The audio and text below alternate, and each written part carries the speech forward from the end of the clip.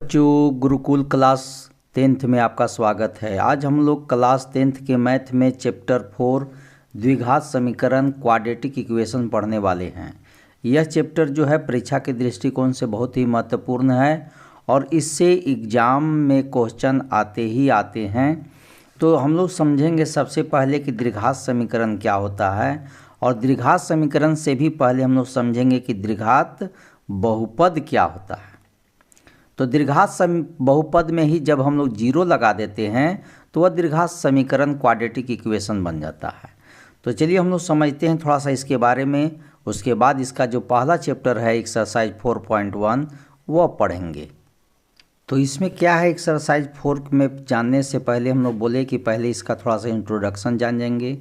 तो उसमें एक बात है द्विघात बहुपद, जिसको अंग्रेजी में कहा जाता है क्वाड्रेटिक पॉलिनोमियल। तो द्विघात बहुपद क्या होता है, इसमें घात मीन्स डिग्री, घात मीन्स डिग्री, डिग्री जो होगा यह मैक्सिमम 2 होगा। यदि किसी का पावर, यदि कोई इक्वेशन है और उसका मैक्सिमम पावर 2 है तो वह जो है समीकरण या वह बहुपद द्विघात बहुपद है। तो द्विघात बहुपद का फॉर्म जो होता है वह ax² plus bx plus c हो गया, यह द्विघात बहुपद हो गया। ठीक है, इसमें a नॉट इक्वल टू 0 होगा, a का वैल्यू कभी 0 नहीं हो सकता है। तो ऐसे जब पद होते हैं या इस पैटर्न में तो वह क्या हो जाते हैं, द्विघात बहुपद हो जाते हैं। तो अब है कि द्विघात बहुपद में जब और इसी में जब हम 0 लगा देते हैं तो यह द्विघात समीकरण बन जाता है। अब इसको कहेंगे कि द्विघात समीकरण, मतलब द्विघात समीकरण का यह क्या हो गया, मानक रूप हो गया, माने standard form of the quadratic equation. तो यह द्विघात बहुपद में जब हम लोग 0 लगा देते हैं तो वह द्विघात समीकरण बन जाता है। अब है कि द्विघात समीकरण जो होता है, द्विघात समीकरण, ठीक है, द्विघात समीकरण का स्टैंडर्ड फॉर्म देख लिए, ax² plus bx plus c equal to 0। इसका एग्जाम्पल के तौर पर यदि कुछ देखना चाहते हैं तो 2x² plus 3x plus 5 equal to 0 हो गया यह द्विघात समीकरण।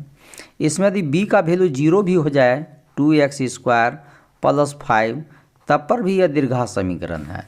यदि 2x² प्लस 3x है इक्वल टू 0, यहाँ पर क्या है, b इक्वल टू 0 बन गया है। यहाँ पर क्या है, c इक्वल टू 0 बन गया है, लेकिन a इक्वल टू 0 नहीं बना है।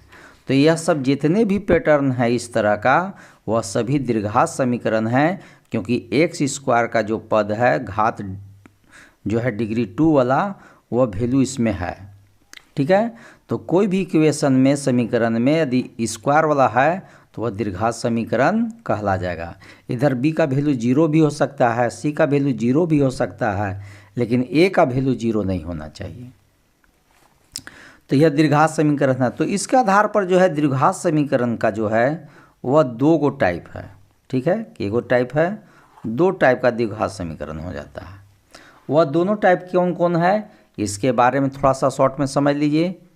तो इसमें जो पहला आता है, उस पहला जो टाइप है उसका नाम है शुद्ध द्विघात समीकरण। द्विघात समीकरण के प्रकार के होते हैं, 2 प्रकार के, जिसको अंग्रेजी में प्योर क्वाड्रेटिक इक्वेशन कहा जाता है। ठीक है, तो शुद्ध का क्या पहचान है, तो शुद्ध का पहचान इसमें यही है कि इसमें b का वैल्यू 0 होता है। शुद्ध क्वाड्रेटिक इक्वेशन में b का वैल्यू क्या होगा, 0। तो यह जो इक्वेशन है a², इसमें इसका वैल्यू क्या हो जाएगा, मतलब कह सकते हैं इसका फॉर्म हो गया a² plus bx plus c equal to जो 0 होता है, इसमें b के जगह पर क्या होगा, a² प्लस b के जगह 0 into x plus c equal to 0। तो ax² 0 से करेंगे सब 0 हो गया, तो क्या बचा, c इक्वल टू 0। तो जिसमें a का x² का टर्म का वैल्यू हो और कांस्टेंट टर्म हो, यही 2 गो वैल्यू हो, तो ऐसे समीकरण शुद्ध द्विघात समीकरण कहलाते हैं। एग्जाम्पल के तौर पर आप समझ सकते हैं कि 2x square plus 5 equal to 0। इसमें x का वैल्यू नहीं, b का वैल्यू नहीं है, इसमें a का वैल्यू है और c का वैल्यू है। तो यह हो गया आपका quadratic equation. 9x square minus 16 equal to 0, ये भी हो गया प्योर द्विघात समीकरण ही है, लेकिन इसमें प्योर मतलब शुद्ध द्विघात समीकरण हो गया। तो यहाँ पर शुद्ध द्विघात समीकरण में जानते हैं कि b का वैल्यू क्या हो जाता है, 0 हो जाता है। और जो दूसरा टाइप है द्विघात समीकरण का, उसका नाम है मिश्रित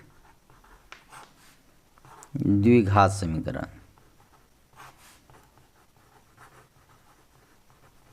मिश्रित द्विघात समीकरण, इसको अंग्रेजी में कह सकते हैं एडफेक्टेड क्वाड्रेटिक इक्वेशन।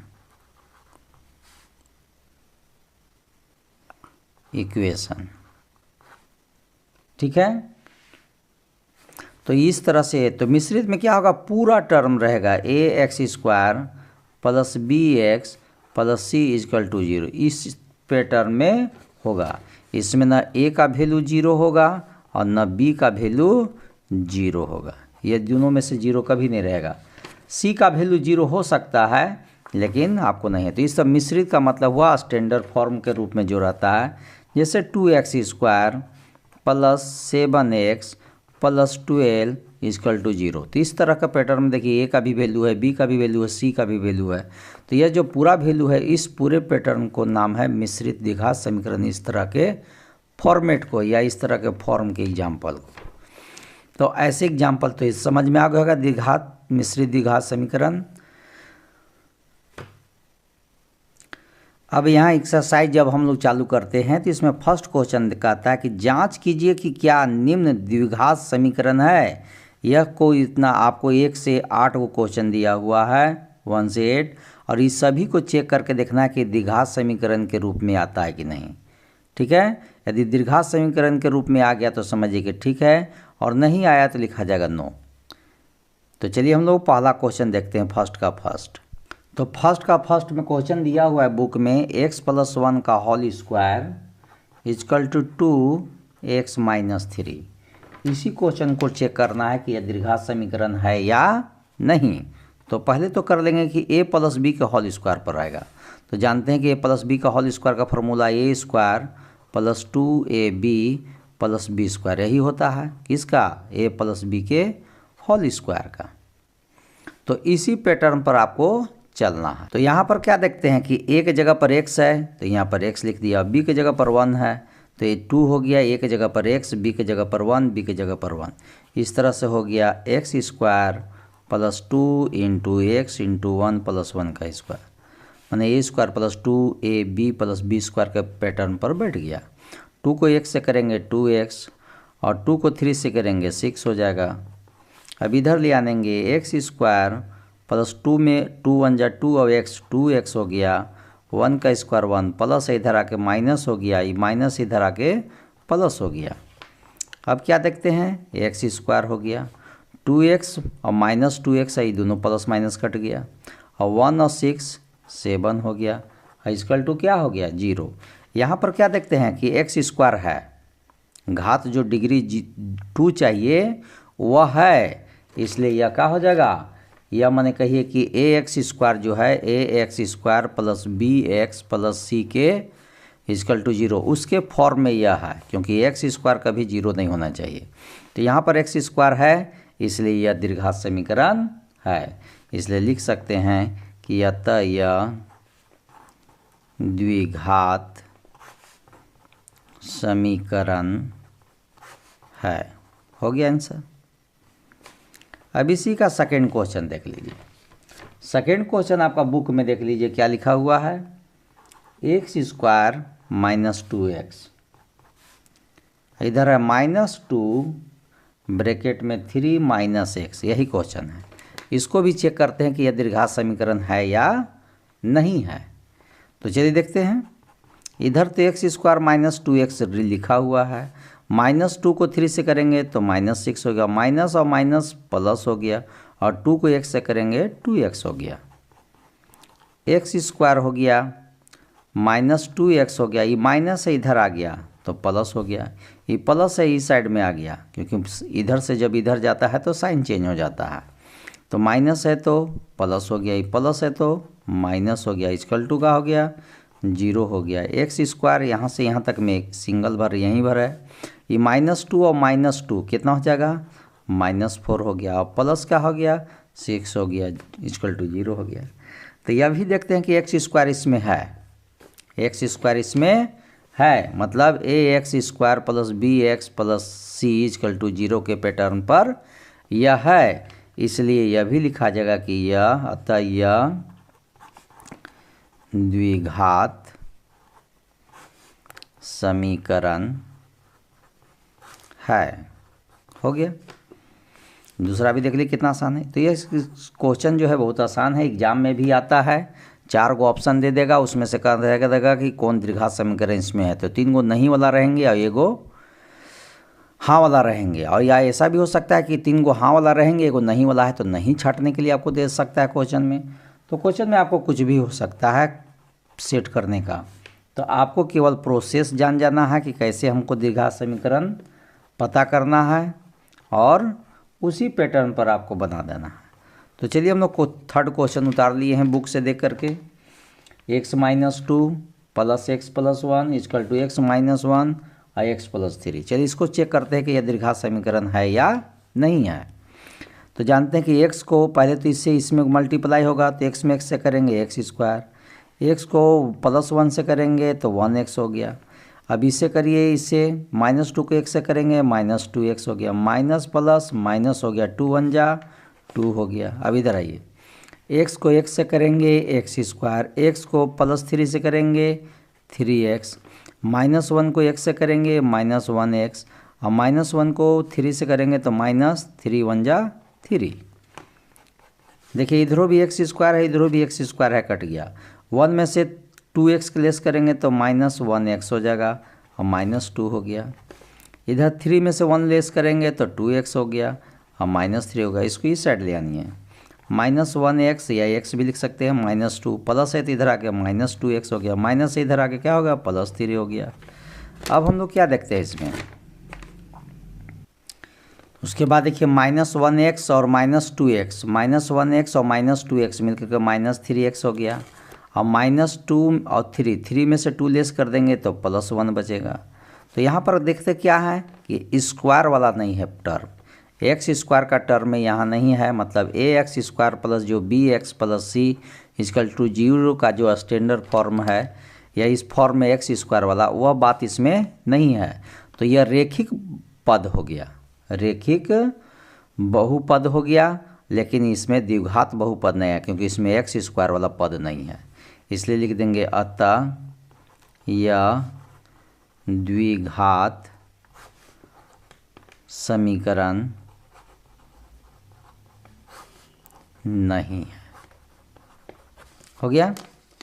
अब आइए 4 क्वेश्चन। 4 क्वेश्चन क्या है बुक से देख लीजिए। x-3 2x plus 1 equal to x और x प्लस 5, यही है आपका क्वेश्चन। चलिए इस क्वेश्चन को हम लोग सॉल्व करते हैं उसी तरह से। जो है x को 2x से करेंगे पहले तो 2 और x मिल करके x², x को 1 से करेंगे 1x हो गया। अब इससे हो गया ये दोनों टर्म में। अब इसमें आइए, -3 को 2 से करेंगे तो -6x, माइनस को 1 से करेंगे तो -3 1 जा 3 हो जाएगा। इधर आइए, x को x से करेंगे x² हो जाएगा, फिर x को 5 में करेंगे तो 5x हो जाएगा। यहाँ 2x² रह गया, और 1 में से 6 लेस करेंगे तो -5x और -3 रह गया। और इधर जो है, इधर आपको सॉल्व नहीं करना है, डायरेक्ट इधर लेनी, प्लस में है तो इधर आके क्या हो जाएगा -x², प्लस में है तो -5x इक्वल टू 0। 2x² में से 1x² लेस हो जाएगा तो कितना बचेगा, खाली x² माने 1x², -5 और -5 -10x हो जाएगा, और -3 के -3 इक्वल टू का होगा 0 हो गया। ठीक है।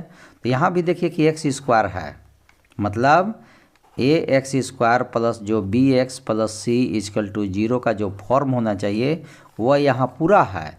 इसलिए लिख सकते हैं कि अतः यह द्विघात समीकरण है। ठीक है, अब आइए क्वेश्चन नंबर 5 के बारे में। तो क्वेश्चन नंबर 5 हम लोग लिख लिए हैं और इसको सॉल्व करते हैं। तो पहले तो जानते हैं कि इसको फर्स्ट से फर्स्ट करते हैं। 2x को x से करेंगे तो 2x², 2x को -3 से करेंगे तो -2 3 जा 6x। अब -1 को x से करेंगे -1x, माइनस को करेंगे -3 तो माइनस माइनस तो प्लस हो गया, और 1 को 3 से करेंगे तो 3 हो गया। अभी x को x से करेंगे x², x को -1 से करेंगे -1x, +5 को x से करेंगे +5x, अब +5 को -1 से करेंगे तो -5। अब क्या करेंगे 2x², ये -6 और -1 -7x हो जाएगा, अब +3 हो गया। इधर भी कर लीजिए x² -1, 5 में से 1 लेस कर दीजिए तो +4x -5। अब इस सब को इधर ले आनिए, 2x² -7x +3 सेम उतर गया, लेकिन प्लस है इधर आएगा तो माइनस, ये प्लस है इधर आएगा तो माइनस, अभी माइनस है इधर चला गया तो प्लस है =0। अब देखिए 2x² में से 1x² घटा दीजिए तो 1x² में बचेगा, 7x और -4x -11x हो जाएगा, अब +3 और +5 +8 हो जाएगा =0। तो यह देखते हैं कि a² + bx + c =0 के पैटर्न पर है, इसलिए लिखा जाएगा कि यह, इसमें भी देखिए x² है, अतः यह द्विघात समीकरण है। हो गया। अब आइए क्वेश्चन नंबर फर्स्ट का ही 6 क्वेश्चन देखिए क्या कहता है। तो ये हम लोग 6 क्वेश्चन उतार लिए। तो इधर तो आपका क्वेश्चन तो सॉल्व किया हुआ है, x² + 3x + 1, लेकिन इधर a - b का होल स्क्वायर, और जानते हैं कि a² - 2ab + b²। तो a की जगह पर x होगा, b की जगह 2 होगा, तो यहाँ देखिए x हो गया, b की जगह 2 हो गया, b की जगह 2 हो गया। अब इसी को सजा दीजिए, x² - 2 × x × 2 + 2 का होल स्क्वायर हो गया, फार्मूला पर बैठ गया। अब देखिए इन्हें x² है, इन्हों भी x² है, कट गया, यहीं इधर 3x + 1 बचा, इधर में 2 2 जा 4 -4x और 2 का स्क्वायर 4, 3x + 1 हो गया, ये माइनस है तो इधर आके प्लस हो गया, ये प्लस है इधर आके माइनस हो गया। इस तरह से 3x और 4x कितना हो गया 7x, और 1 में से 4 लेस कर देंगे तो -3 हो जाएगा =0। इसमें क्या देखते हैं कि x² नहीं है, x² नहीं है, मतलब ax² + bx + c = 0 का जो फॉर्म होता है उसमें x² वाला चीज़ इसमें गायब है, इसलिए लिखा जाएगा कि अतः यह द्विघात समीकरण नहीं है। समझ में आ गया क्यों नहीं कह दिए, क्योंकि इसमें x² का जो पद होना चाहिए वो पद इसमें नहीं है। अब आइए क्वेश्चन नंबर 7 में देखिए क्या कहता है, क्वेश्चन उतारते हैं। चलिए यहाँ a + b का होल क्यू है, a + b का क्या है होल क्यू है, इस पैटर्न पर आपको करना होगा। तो यहाँ पर क्या होगा, a + b का होल क्यू का जो फार्मूला होता है उस फार्मूला पर आपको बनाना होगा। तो a + b का होल क्यू का क्या फार्मूला पढ़े हैं, किसी को याद तो सोच लीजिए आप। इसका फार्मूला आप पढ़े हैं a³ + 3a² b + 3ab² + bq। ठीक है, एक ये भी फार्मूला पढ़े होंगे, एक और फार्मूला पढ़े होंगे कि a³ + bq + 3ab ब्रैकेट में a + b। ठीक है, तो 3ab को इसमें गुना करिएगा तो ये आ जाएगा, इसको करिएगा तो ये मिल जाएगा। इसी को हमको क्या है एक्सपेंडेड फॉर्म में विस्तारित रूप में लिखा गया है। तो आइए अब हम लोग करते हैं ये a + b का होल क्यू। तो यहाँ पर जो a है वहाँ पर x उतरेगा, जहाँ 2 है वहाँ, जहाँ b है वहाँ 2 लिखाएगा। तो यहाँ तो देखिए यहाँ x लिखा गया, यहाँ x लिखा गया, यहाँ 2 लिखा गया, यहाँ x लिखा गया, यहाँ 2 लिखा गया, यहाँ 2 लिखा गया। तो क्या आया देख लीजिए, x cube plus 3x² 2 plus 3x 2² plus 2 का क्यूब, यही आया।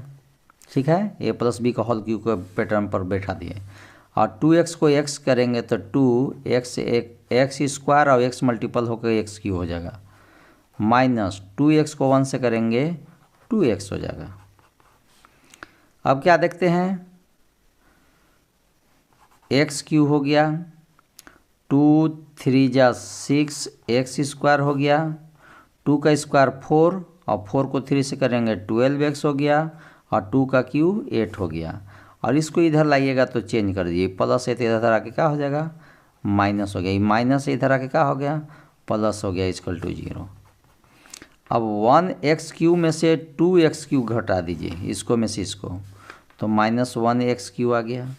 ये x² यहाँ भी है, इधर नहीं है, तो 6x² एक सिंगल हो गया, यहाँ भी x है, यहाँ भी है, 12 और 2 14x हो गया, अब प्लस 8 के 8 हो गया, इक्वल टू 0। तो हम लोग यहाँ क्या देखते हैं, आप जो है यहाँ क्या देख रहे हैं, यहाँ यह देख रहे हैं कि जो ax² plus bx plus c equal to 0 का जो पैटर्न है, उस पैटर्न को यह फॉलो नहीं कर रहा है, क्योंकि x² के आगे x क्यूब भी देखिए यहाँ आ गया है। तो x क्यूब जो है द्विघात समीकरण में नहीं है, ये त्रिघात है, त्रिघात मतलब डिग्री 3 हो गया। तो यह त्रिघात है, क्यूब माने त्रिघात वाला हो गया। ठीक है, त्रिघात समीकरण कहिए, द्विघात के जगह पर त्रिघात समीकरण हो गया, तो हमको द्विघाती नहीं है, अतः यह द्विघात समीकरण नहीं है, हो गया। पहला का जो लास्ट है 8वां क्वेश्चन, उसको हम लोग समझ लेते हैं। तो क्या देखते हैं यहाँ पर, इधर तो आपका सॉल्व किया हुआ है, इधर जस के तस रख देते हैं, x cube minus 4x² minus x plus 1, और इधर देखिए a माइनस बी का होल क्यूब। तो अभी जो देखे थे कि यहाँ जो प्लस वाला था जिसको हम लोग ये बैठाए थे, तो यही सब लिखाएगा, लेकिन यहाँ पर एक जगह पर क्या हो जाएगा, यहाँ पर प्लस के बदला में क्या होगा, यहाँ पर माइनस होगा, बाकी सब यही लिखा जाएगा, क्योंकि एक रो में x प्लस 2 है और इसमें आपका x माइनस 2 है। तो फार्मूला तो x a माइनस बी का सब सेम होता है, खाली यहाँ पर एगो माइनस हो जाएगा, एगो यहाँ पर माइनस हो जाएगा। तो इसी ऊपर से ही देख के हम लोग उतारते रहे। देखिए क्या लिखा था पहले, x क्यूब, तो लिख दिए x क्यूब, फिर minus 3 into x² into 2 plus 3 into x into 2 का स्क्वायर, अब माइनस क्या हो जाएगा, 2 का क्यूब। ठीक है, आगे बढ़ते हैं, यहाँ भी x क्यूब है, यहाँ भी x क्यूब है, कट गया, तो minus 4x² minus x plus 1 हो गया। तो यहाँ का 3 माइनस 6x² हो गया, 2 का स्क्वायर 4 4 3 जा 12x हो गया और माइनस 8 हो गया। ठीक है, माइनस क्या हो गया, 8 हो गया।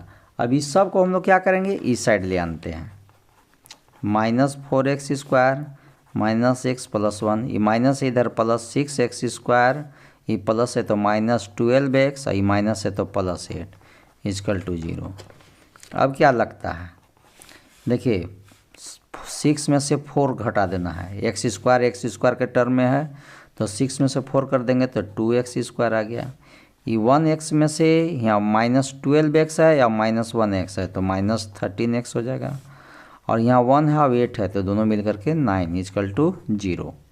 तो हम लोग यहाँ क्या देखते हैं, यहाँ देखते हैं कि जो हमको x² चाहिए वह यहाँ पर है, दिख रहा है, इसलिए जो ax² plus bx plus c equal to 0 का जो फॉर्म है, उस फॉर्म को यह फॉलो कर रहा है, इसलिए लिखा जाएगा कि अतः यह द्विघात समीकरण है। हो गया, देखिए ये भी कितना आसान था। अब क्वेश्चन आ जाइए, ये फर्स्ट खत्म हो गया, अब सेकेंड आ जाइए। सेकेंड में क्या कहता है से समझिए। सेकेंड क्वेश्चन कहता है कि निम्न स्थितियों को द्विघात समीकरणों के रूप में निरूपित कीजिए। केवल इस जो वर्ड में क्वेश्चन दिया गया है शब्द में, उसको इक्वेशन समीकरण के रूप में बना देना है और बना करके उसको सॉल्व नहीं करना है। केवल कह रहा है कि समीकरण के रूप में निरूपित कीजिए, सॉल्व नहीं करना है। ठीक है, तो क्या क्वेश्चन है उसी से संबंधित अब हम लोग समझते हैं, पढ़ देते हैं। पहला क्वेश्चन, एक आयताकार भूखंड का क्षेत्रफल 528 मीटर स्क्वायर है। क्षेत्र की लंबाई मीटर में, चौड़ाई के क्या है दुगने से एक अधिक है। तो हम लोग जानते हैं कि कोई भी वर्ड प्रॉब्लम बनाने में दो को जब वो बारे में कंपेयर किया जाता है, तुलना होता है, तो लंबाई और चौड़ाई के बीच में यहाँ कर रहा है। तो देखिए लंबाई पहले है और चौड़ाई बाद में है, तो जो बाद में आता है उसी को माना जाता है। तो यहाँ चौड़ाई मानेंगे x और लंबाई के बारे में फिर जैसे कह रहा है, तो लंबाई के बारे में क्या कह रहा है कि दुगने से, तो चौड़ाई का दुगना क्या होगा 2x से एक अधिक है तो एक जोड़ देंगे और इस तरह से सॉल्व करके एक समीकरण निकल जाएगा। तो दूसरा का फर्स्ट में यही करेंगे कि माना कि क्योंकि एक आयताकार है, इसका चौड़ाई यदि x है तो लंबाई के बारे में जो बोल रहा है, ठीक है, कि लंबाई जो है चौड़ाई के क्वेश्चन में देख लीजिए दुगने से एक अधिक है, यह क्वेश्चन बोल रहा है। तो माना कि चौड़ाई बराबर x मीटर, लंबाई बराबर दुगना क्या होगा 2x और प्लस क्या हो जाएगा 1। ठीक है, 1 कहाँ से लाएं, क्वेश्चन बोल रहा है। क्वेश्चन एक बार आप पढ़ दे रहे हैं कि क्षेत्र की लंबाई चौड़ाई के दुगने से, चौड़ाई का दुगना 2x कर दिए, एक अधिक है तो एक अधिक मतलब एक जोड़ दीजिए तो आपका आंसर हो जाएगा एक अधिक। अब यहाँ पर क्या है, अब इसमें दिया हुआ क्षेत्रफल, आयताकार भूखंड का क्षेत्रफल, भूखंड का क्षेत्रफल, तो भूखंड का क्षेत्रफल बराबर जानते हैं कि लंबाई गुने चौड़ाई होता है, लंबाई गुने चौड़ाई होता है। तो भूखंड का क्षेत्रफल आपका क्वेश्चन में दिया हुआ है 528, लंबाई देख लीजिए लिखा हुआ है 2x + 1 और चौड़ाई लिखा हुआ है x और मल्टीप्लाई कर दिए 528 तो इधर हो ही गया और x को 2x से करेंगे तो 2x², x को 1 से करेंगे तो x होगा। अब इसको क्या करिए 2x² + x, इसको सेम रह दीजिए और इसको इसके साथ ले जाइएगा तो ये प्लस में है, इसके साथ आगे क्या हो जाएगा माइनस हो जाएगा। तो यहाँ पर क्या हो गया द्विघात समीकरण के रूप में देखिए आ गया। ठीक है, तो यह क्वाड्रेटिक इक्वेशन निकल चुका है। बस इतना ही पर आप सवाल का आंसर देना, सॉल्व नहीं करना है। चलिए दूसरा का सेकंड देख लेते हैं क्वेश्चन। दो क्रमागत धनात्मक पूर्णांकों का गुणन, क्योंकि पूर्णांक जो होता है इंटीजर वो पॉजिटिव और नेगेटिव दोनों होता है, लेकिन यहाँ खाली पॉजिटिव के बारे में बोल रहा है प्लस वाला। तो कह रहा दो क्रमागत लगातार कोई दो नंबर है और दोनों नंबर को गुना करेंगे तो 306 आएगा। तो हमें पूर्णांकों को ज्ञात करना है, कैसे करेंगे तो चलिए इसको समझते हैं। तो इसके लिए हम लोग क्या करना होगा कि माना कि धनात्मक पूर्णांक बराबर एगो x है और एगो x + 1 होगा, अगला होगा नंबर, तो x और x + 1 चलेगा। ठीक है, अब क्या कर रहा है कि दोनों को गुना करेंगे x और x + 1, दोनों को यदि हम गुना कर देते हैं तो क्वेश्चन कहता है कि 306 आएगा, तो 306 लिख दिए। समझ में आ रहा है बात। क्वेश्चन कह रहा है कि दोनों धनात्मक पूर्णांक को गुना कर देंगे, गुना मतलब गुणन। ठीक है, तो गुना करने पर जो गुणनफल आएगा वह कितना आएगा 306 आएगा। x को 1 से करेंगे x², x को 1 से करेंगे तो x हो जाएगा, ये प्लस एन आएगा माइनस 306 और इक्वल टू का होगा 0। तो देखिए यह द्विघात समीकरण आ गया और यही इस सवाल का आंसर है। इसी को सोल्व करने के बाद आंसर आ सकता था, लेकिन आपको क्वेश्चन में उतना का जिक्र नहीं है, केवल कह रहा है कि हमको इक्वेशन बना के दिखा दीजिए। चलिए यहाँ पर क्या कहता है कि रोहन की माँ, दूसरा का थर्ड देख रहे हैं, उससे 26 वर्ष बड़ी है। रोहन की माँ जो है उससे मतलब रोहन से 26 वर्ष बड़ी है।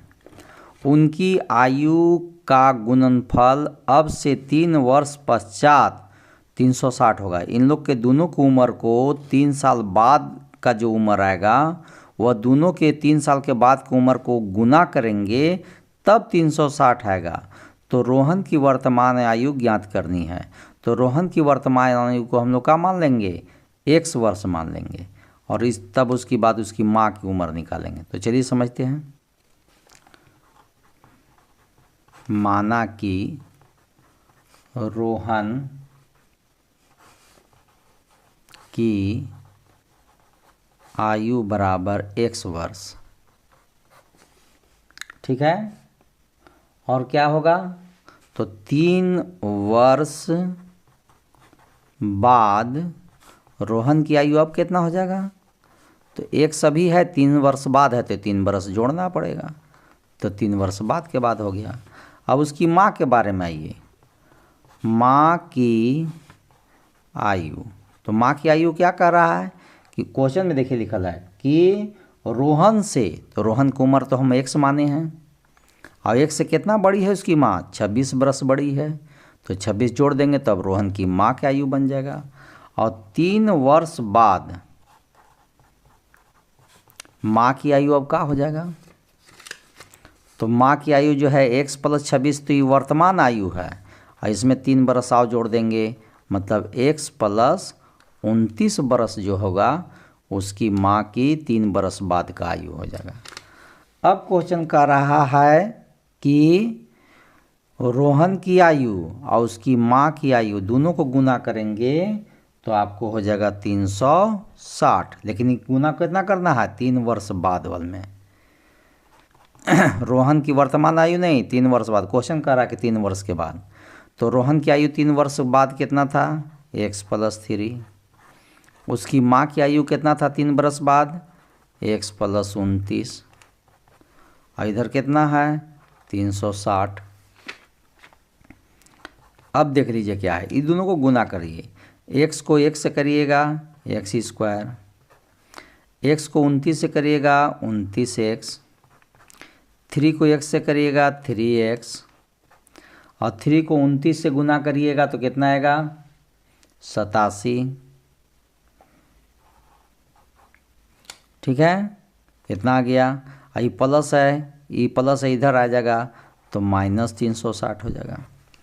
अब क्या करते हैं कि x² तो हो गया, 29 और 3 जोड़ देंगे 30, 32 हो जाएगा, और 87 में से 360 घटा दीजिएगा तो माइनस में कितना आएगा 273 आएगा। तो यहाँ पर क्या होगा, ये भी द्विघात समीकरण में निकल गया, तो द्विघातीय समीकरण तक निकालना था, अभी इस सवाल का आंसर हो गया। एक रेलगाड़ी 480 किलोमीटर की दूरी समान चाल से तय करती है। यदि इसकी चाल 8 किलोमीटर प्रति घंटा कम होती तो वह उसी दूरी को तय करने में 3 घंटा अधिक समय लेती। तो हमें रेलगाड़ी की चाल निकालना है। तो देखिए समझ में आ गया होगा कि दूरी, चाल, समय 3 से रिलेटेड है, और उसी के फार्मूला से यह बनेगा। जब भी इस तरह का सवाल रहे तो समय का जो फार्मूला था, क्योंकि समय में कंपेयर कर रहा है, यदि जो स्पीड है वही स्पीड से जाता तो जो समय लगता से लगवे करता, लेकिन स्पीड क्या कर रहा है कि कम कर दे रहा है तो समय बेसी लगेगा, और स्पीड बढ़ा देता तो पहले से कम समय लगता। तो इसी में कंपेयर किया जाता है। तो अधिक समय किस में लग रहा है, जब अधिक इसका चाल कम हो रहा है। तो अधिक चाल माने चाल कम करने से समय अधिक लग रहा है, और चाल समान है उसमें जो जनरल समय लग रहा है से लग रहा है। तो यहाँ पर आपको यही समझना है कि जिसमें ज़्यादा समय लगेगा उसका वैल्यू पहले रखेंगे, और जिसमें कम समय लगेगा उसका वैल्यू बाद में रखेंगे। तो आप जान रहे हैं कि चाल कम करने से वैल्यू समय ज़्यादा लगेगा, इसलिए इसी का वैल्यू आगे रहेगा। और दोनों के समय को गुना माइनस करेंगे तो कितना का अंतर क्वेश्चन कर रहा है कि 3 घंटा का अंतर आ जाएगा। चलिए हम समझाते हैं। तो क्वेश्चन यही था कि एक दो स्थानों के बीच की दूरी है और रेलगाड़ी को 480 किलोमीटर जाना है। यदि जो स्पीड से जाने में जो भी टाइम लगता था, ठीक है, यदि उसी स्पीड से जाएगा तो उसका जो भी टाइम लगता होगा समय, वो तो समय लगना ही लगना है, टाइम जो लगेगा से लगेगा ही है। लेकिन कह रहा कि यदि उसका चाल को हम 8 किलोमीटर प्रति घंटा कम कर देंगे तो समय जो पहले लगता था उससे 3 घंटा अधिक समय लगेगा, यह कहना चाह रहा। ठीक है, तो यहाँ जो फॉर्मूला आएगा वह समय का ही आएगा, और समय बराबर हम लोग जानते हैं कि क्या होता है। समय बराबर फॉर्मूला पढ़े हैं, दूरी बटा चाल। क्या पढ़े हैं? दूरी बटा चाल। तो इसी वाला फार्मूला से बना। तो सबसे बेसी समय जो लगेगा वो पहले लिखा जाएगा, बाद वाला समय नीचे लिखा जाएगा, और दोनों समय का अंतर जो होगा वह इधर लिखा जाएगा। तो देखिए ज़्यादा समय तो आपको बता चुके हैं कि कम स्पीड में लिखेगा, तो दूरी बटा चाल होता है। तो इसमें लिखना होगा, तो लेकिन पहले लिख लीजिए कि माना कि सामान्य चाल बराबर x किलोमीटर प्रति घंटा और 8 किलोमीटर प्रति घंटा, क्वेश्चन में देख लीजिए 8 किलोमीटर प्रति घंटा चाल कम करने पर रेलगाड़ी की चाल क्या होगा?